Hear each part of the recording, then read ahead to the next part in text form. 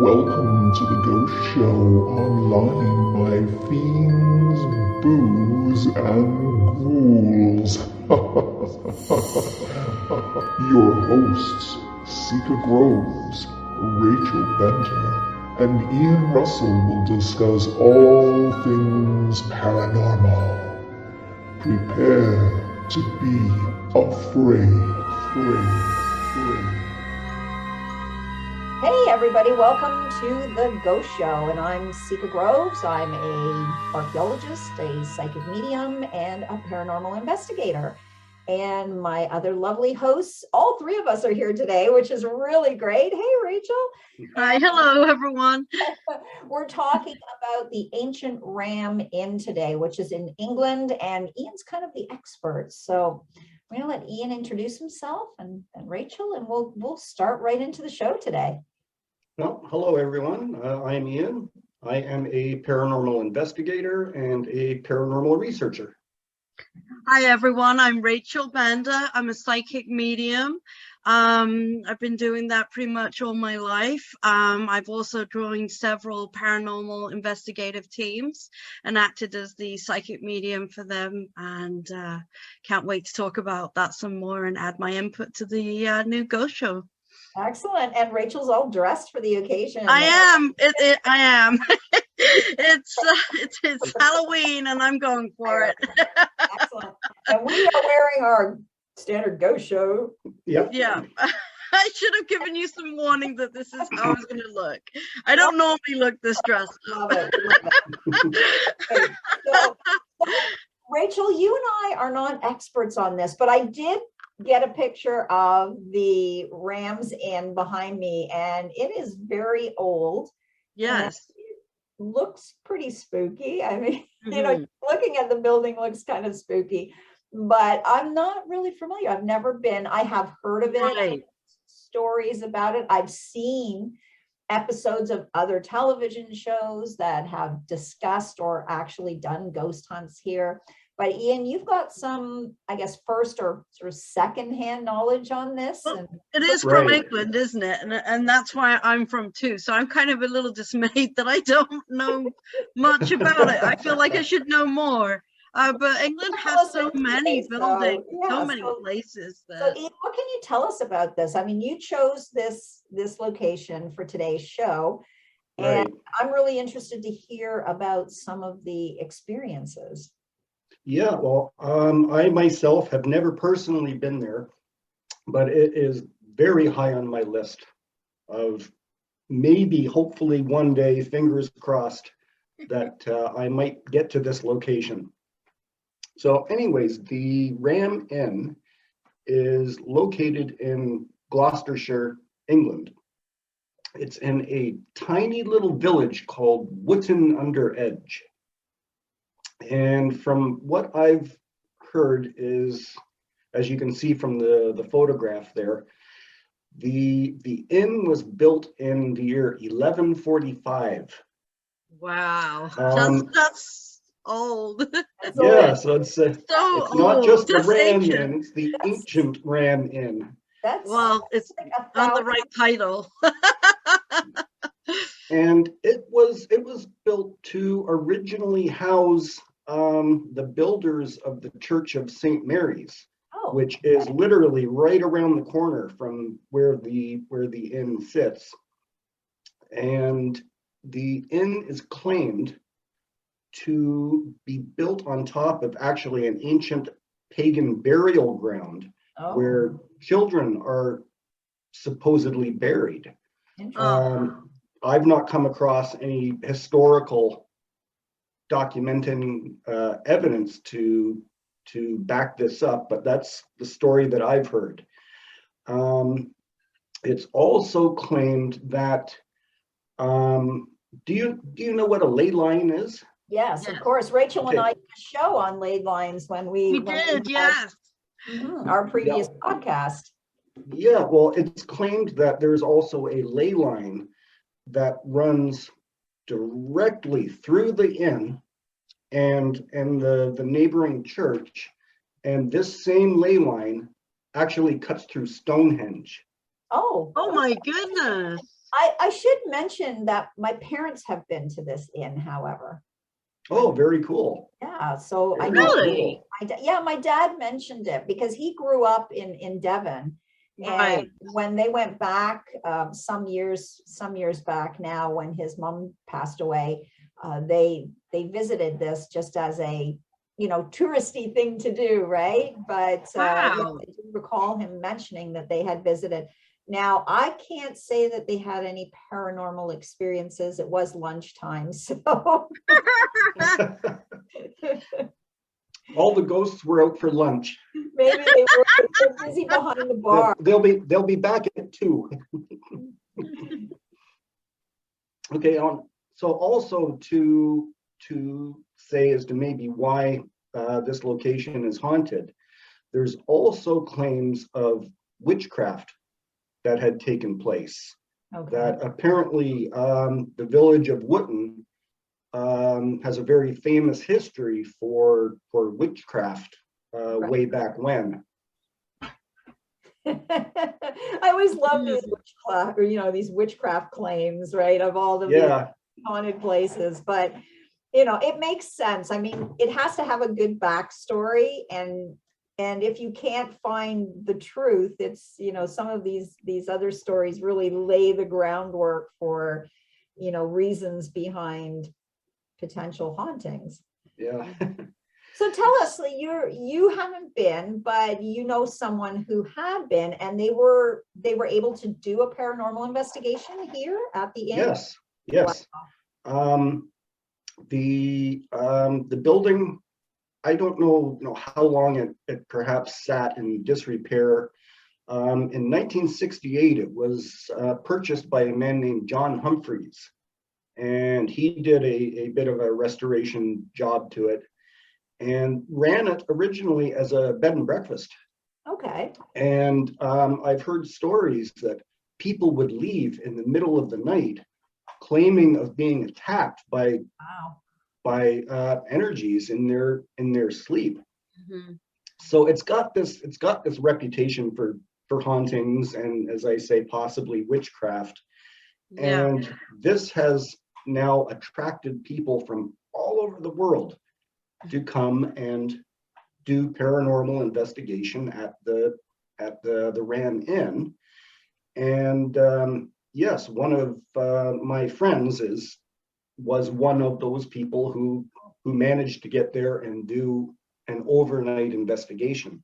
That's really Ooh, I would love to. So what did he find? Like, I mean, you go in there, and did he know ahead of time the stories about it, or was, obviously he must have, because he traveled to go there, right? I'm sure he knew of the reputation of it. I do know that he had the chance to sit down with Mr. Humphreys and have a talk. Wow. And so Mr. Humphreys,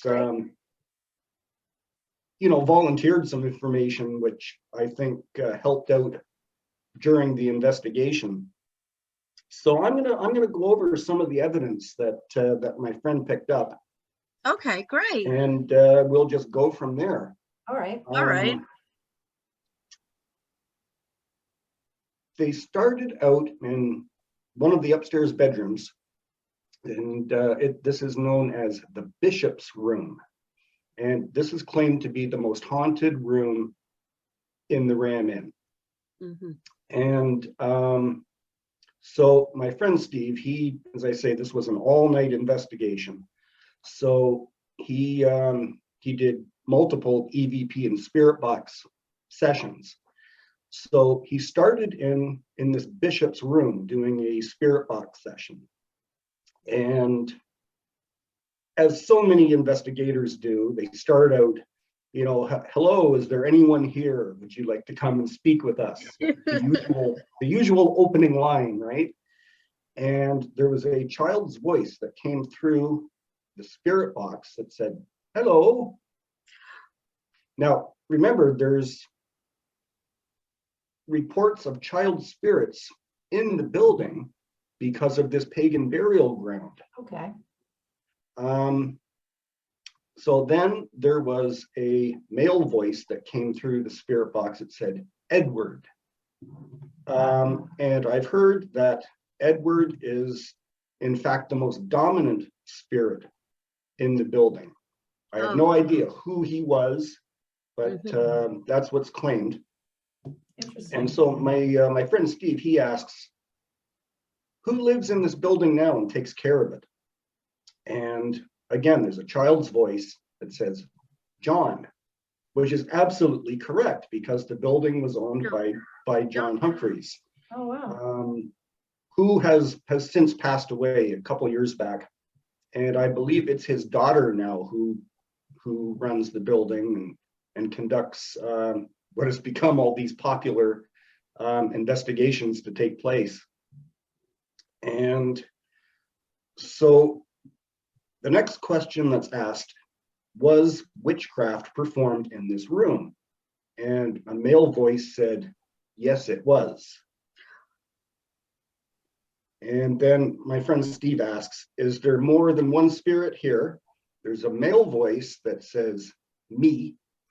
And then Steve asks, who's me? Male voice replies, Lancery. Wow. Now, there was a man named Charles Lancery, who was a priest in the year 1290, who was connected to the church that's around the corner. Oh, Interesting. wow.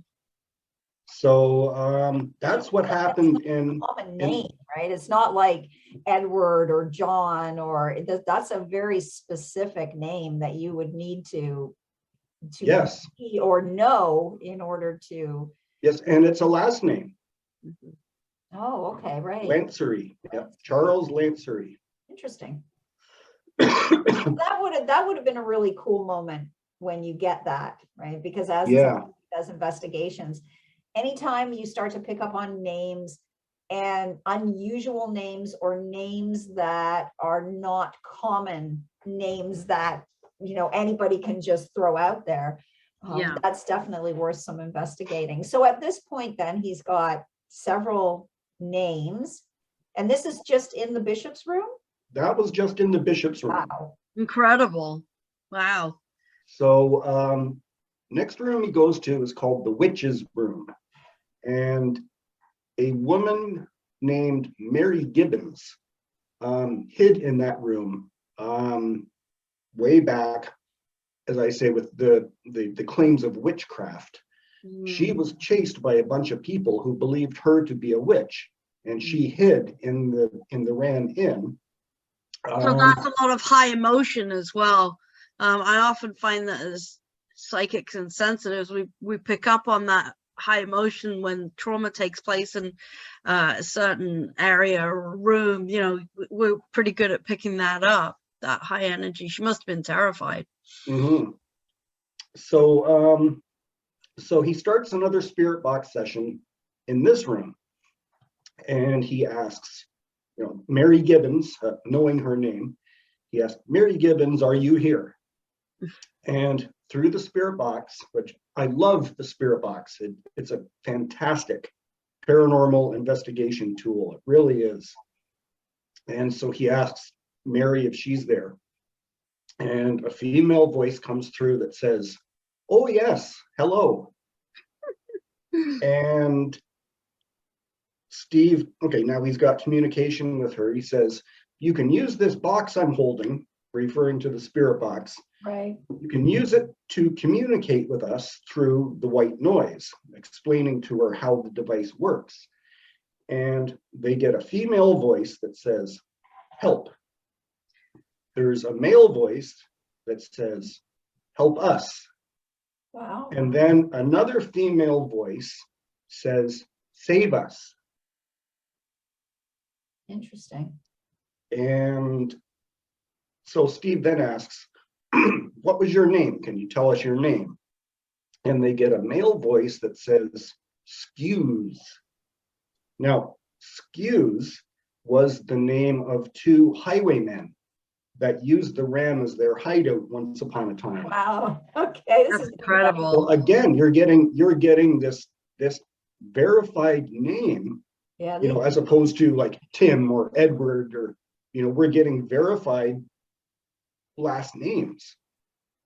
And that was pretty much all that came through in that room. So the team was getting ready to move on to the next room, and they got a final voice coming through the spirit box, male voice that says, "Go back."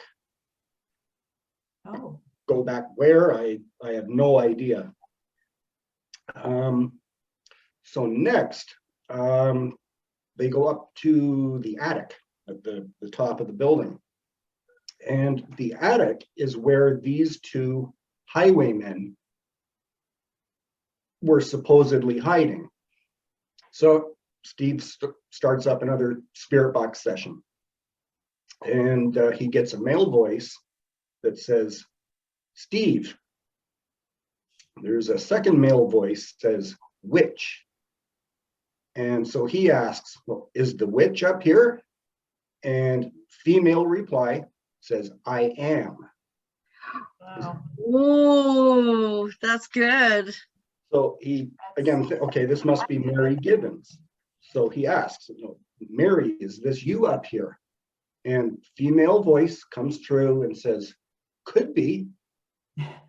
Oh, I like it. So, "Can you see us?" Male voice says, "Yes." Female voice says, "Beheaded." Oh, Now, I don't know if that is something related to the old history of that part of England where beheadings may have taken place way back in those ancient years. I don't know. right. Interesting. Interesting.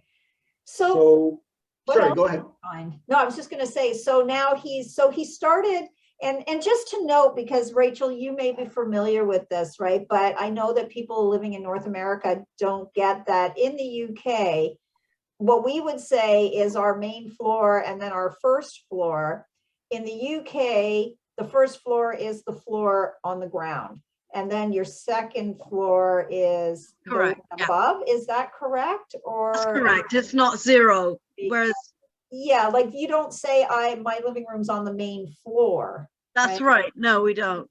Yeah, you would say it's on the first floor. And Yes. here people would go, "Oh, so that must mean like the story above the main level," right? But it's Right. Yes, that's correct. So in the case of this Ian, then when he started out, do you know, was it actually the upper floor or the lower floor where these bedrooms were? The bedrooms are on the upper floor. Okay, so they're on the upper level. Okay. Which I think, Rachel, would that be considered the second level or the third level for us? If we were looking at this in England and you have this floor here, and then you have the floor above, how would you? Second level. Second level, okay. What I think, yeah. Mhm. Okay. So the bedrooms are on this second level then? Yes. Yes. Yes. Okay. All right, great. All right, so Okay. but now they're up here, right? Now they're up in the attic space. They're up in the very top now in the attic.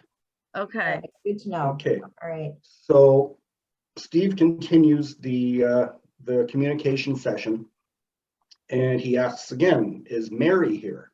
And a female voice says his name, "Steve." Wow. And he responds, "Oh, you know my name." Male voice says Steve as well. And he's like, "Well, hello, that's right. That's my name. What is your name?" And male voice comes through and says, "Richard." Oh, wow. Second male voice says, "Charles." And again, this could be Charles Lancery. Okay. Oh, okay. Yes. All right. Because his name was Charles Lancery. Interesting. Okay. Now, Wow. a female voice comes through and says the name Nell. Now, Nell is Steve's partner on the investigation team. Oh, wow. Okay. So there's That gives me goosebumps. That's crazy. The hair on my arms are standing up right now, just going over Thinking this. about it, yeah. Oh, yeah. That's And because when we get that sort of one-on-one communication, and Rachel, I know you've had it, I've had it, it really sort of boosts everything up to another level, because yeah, no longer just us picking up on hearing voices or, sort of picking up on the environment, but we're actually Right. having, some sense of, be it not a conversation, but intelligent interaction. Right? Yes. So, It confirms indeed. things for me. It sort of solidifies things. It's great to have that backup. I mean, we hear things, we see things, but it's us. It's our personal experiences. When that's it's it. picked up on the equipment, the paranormal equipment, it's brilliant. It really sort of yeah, it's great. So It's that right. must have really, That's fantastic. really solidified for them that there was a Yeah. Oh, absolutely. Absolutely. wow. That's So, so, they've had both of their names called out loud now. And so Steve, he turns to Nell and says, they know who we are. And right away, there's another voice comes through the spirit box that says, fact. Oh, I love it. That is cool. Yes. Yeah, as I say, I love using the spirit box, and I know many other investigators do as well. You just can get so much fantastic evidence through it. Yeah, I find it really does help to solidify what I pick up. Now, here's a question, and I don't know whether you can answer it or not, but I'm always of the Rachel, maybe you might have an input on this too. When you said in the beginning, when they asked, is there anybody here? And they get hello, and they have it in a child's voice, hello. And then we're sort of thinking about, is it an ancient pagan burial? I'm kind of confused by that because they didn't say hello back then, right? It was a different language. It was Old English, or it was, right. a different dialect. And so maybe they would have said something like, hello bido, or hello, like it's really, Yeah. they didn't say Yeah. hello. They would have Right. said, hail you thou, or hail thee, or be thou. Yeah, So and we've I'm discussed always that curious. before in Yeah, our conversations, haven't we, about here's spirits having different something. languages. And I was yeah, it would be kind of cool if that showed up on the spirit boxes in their accents. And For example, I went to a native reservation and had someone speak to me in in you their know, language, yeah, which and has happened to me. I Yeah. couldn't sort of, I could pronounce it how I heard it, how I was getting it, but I couldn't decipher what was being said to me. It was lost on me, And I've but had it wasn't lost on the people that I said it to. and here's my question too, Yeah. right? We touched on this. So, your friend had heard the child's voice say hello. Yeah. Again, probably that is not how they would have spoken in their time at all. But here's a question to put out there in the ether. Can they adjust like we could in an environment where they're hearing this greeting all the time? So while maybe they didn't say hello in their time, right? Perhaps they were using Old English at the time and maybe would have said, hail be you, or how be you. Can they adapt? That really is a question, right? Because great that's one of the That's unknown. a fantastic question. Learn. Yeah, that's just one of those unknown things that we're still seeking I'm the answers to. about that because yeah. For me, having, as Rachel said, we have had communication with people. I've had people speak to me in multiple languages that are not English. And in some cases, I've been very lucky to be able to, know somebody who speaks that language. And so I will try to phonetically record what I hear and then ask if I can get an explanation for it. That's great. But does that show like intelligence? Like if there's been enough paranormal investigations over the years that they consistently hear us saying, hello, who are you? What is your name? Because in all honesty, Old English and modern English, it's almost a different language. That's true. Right? So I'm so curious about that because would we do better if we spoke Old English on these sites? Would we get more And intelligent. there was a difference between the uneducated and the educated.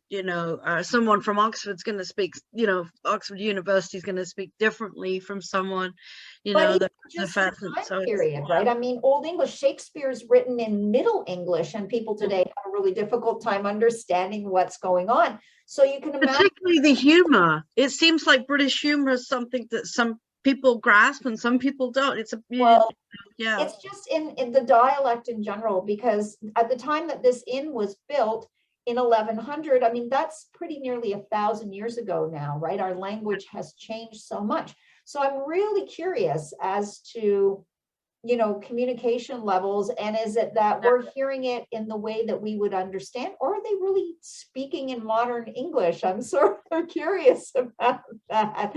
Yeah. I'd love to ask the Chillingham Castle guests that we had before Richard. Yes. But that's just it. So continue on with and tell us, sort of, because we are, doing a 30-minute show today, so we're condensing down. What was sort of their outcome here? Like, they had all of this great spirit box interaction. They had all of this interesting communication, which seems like intelligent communication. But what was their sort of conclusion? Like, was there something that your friend thought was the greatest moment of their investigation? Like, what really stood out for them? Or I would say because, as I say, I was not part of the investigation. I was actually part of the team. Okay. I just never was involved in any of their investigations. I was actually brought in to run their social media accounts. Oh, okay. Steve had zero patience for social media. He couldn't stand it. So he contacted me because he had seen some of my work, and he contacted me and asked me if I would join his team to run his social media. So that was my involvement. But what do you think in this, just in your notes from Steve and what you have, was there something that stood out the most for them during that investigation? I think it was having both of their names called out. Mm-hmm. I would have to agree in terms of being on an investigation and having that interaction, because otherwise, while yes, there's interaction, it could be like Rachel and I know that we are hearing them, but it's not necessarily intelligent communication, right? Because there's many times where I can go to the site and I can hear all kinds of things, but are they aware that we're there? Probably not, right? Or maybe they are, but that's kind of the interesting thing. So was there anything like, did he feel at any time like there was anything negative there, or did they feel threatened in any way, or was it just really like a really good communication throughout the investigation? Yeah, I'm not aware of any threatening moments that he might have experienced. It was just as I've gone over here today on the show that it was basically a communication session. But yes, nothing threatening that I've ever been aware of. I guess, guys, that's going to be it for today. Yes, it looks to me like we've run our time limit. We have. We're trying to keep our shows condensed for the YouTube format that we've moved to. And that way we hope to encourage more people to watch and listen to it. And but when we do have guests, we will always have at least a 60-minute format, because I think it's important that those people get to tell us all of their stories, right? Or their story or their experience. So with that being said, we are going to say goodbye for today. And thank you again for watching The Ghost Show from myself, Seika. Bye-bye. Well, thanks for watching, everybody. Take care, everybody, and have a as I always like to say and remind all of you, don't forget to subscribe to our YouTube channel and follow our Facebook page. Yes, and our YouTube channel, hopefully YouTube's now rolling out actual monikers for your channels, so fingers crossed. And you can always visit us online at theghostshowonline.com and buy yourself a cool t-shirt. Take care, everyone. Bye-bye, guys. Take Bye. care. Thank you for watching The Ghost Show Online. Join your hosts again next week as they discuss more tales of the supernatural, the paranormal, and all things spectacular. See you soon. See you soon.